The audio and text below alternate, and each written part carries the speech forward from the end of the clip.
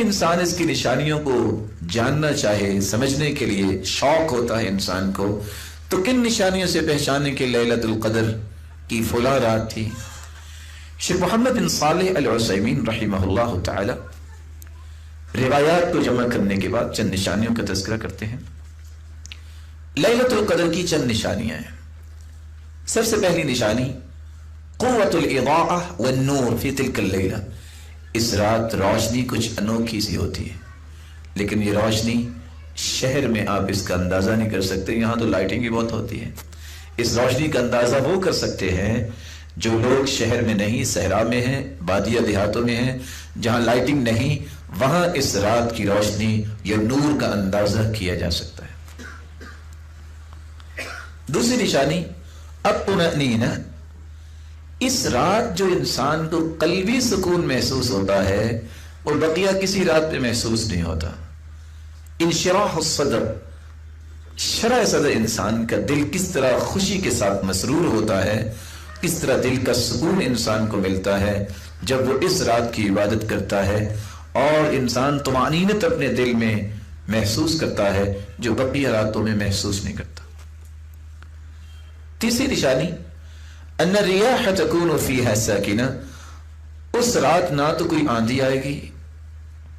اور نہ ہی کوئی زلزلہ آئے گا، پرسکون رات، ہوائیں بھی رکی ہوں گی، معمولی جس طرح انسان زندگی میں کبھی محسوس کرتا ہے کہ آج رات کتنی اچھی ہوا، اس انداز سے تھی کہ وہ ہوا بھی تھی اور کوئی شور و غل بھی نہیں تھا، اور کتنی پرسکون اور پرسرور تھی، وہ کیفیت اللہ تعالیٰ اس رات میں پیدا کرتے ہیں جو بقیہ راتوں میں نہیں ہوتا۔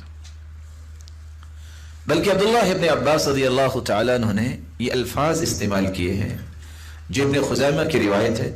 لیلۃ القدر لیلۃ سمحہ، یہ رات بہت ہی پرسکون اور پرکیف رات ہوتی ہے، طلقہ، بالکل آزاد رات، کوئی گھٹن نہیں، کوئی تنگی نہیں، بلکہ انسان کو انتہائی شرح صدر نصیب ہوتا ہے، لا حارہ ولا باردہ، نہ ہی اس میں کوئی زیادہ گرمی کی شدت ہوتی ہے نہ ہی اس میں سردی کی شدت ہوتی ہے، یہ معتدل رات اللہ تعالیٰ نے رکھی ہے۔ تصبح الشمس صبیحتها ضعیفۃ حمراء، اس رات کے بعد جب سورج نکلتا ہے ضعیفۃ حمراء، اس کی سرخی بہت کمزور ہوتی ہے، شعاعیں نہیں ہوتی، سفیدی ہوتی ہے۔ چوتھی نشانی، بعض دفعہ رب تعالیٰ نے ایک لوگوں کو خواب میں یہ دکھا بھی دیتے ہیں، جیسا کہ بعض صحابہ کو بھی دکھایا گیا تھا، اور جیسا کہ اللہ کے رسول صلی اللہ علیہ وسلم کو بھی خواب میں دکھا دیا گیا تھا کہ یہ لیلۃ القدر کی رات ہے۔ پانچویں نشانی،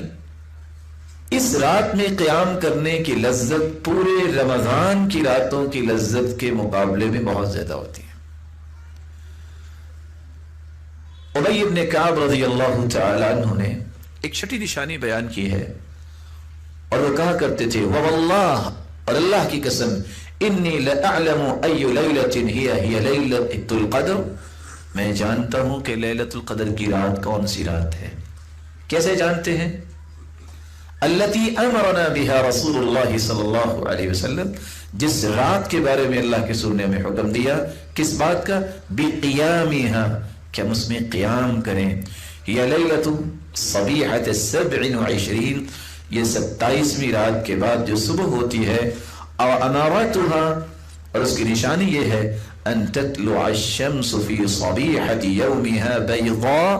لا شعاع لها، جب 27ویں رات کے بعد 27ویں دن سورج نکلتا ہے تو اس کی شعاعیں نہیں ہوتی، اس کی سفیدی بس نظر آتی ہے۔ اور یہ روایت صحیح مسلم کی ہے 179۔ اور ابی ابن کعب رضی اللہ تعالیٰ عنہ کی دوسری روایت سنن ابی داؤد میں 1378 میں یہ الفاظ بھی موجود ہیں